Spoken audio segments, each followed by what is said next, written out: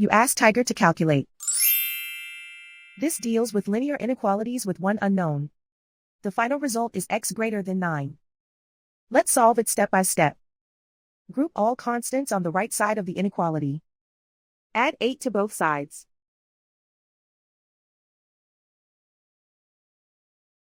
Group like terms.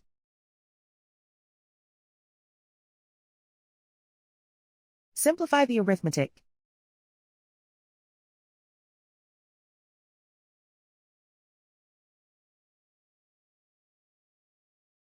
Isolate the x.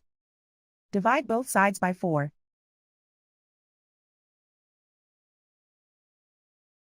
Simplify the fraction.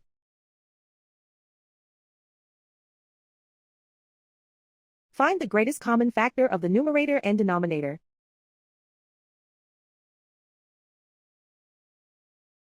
Factor out and cancel the greatest common factor.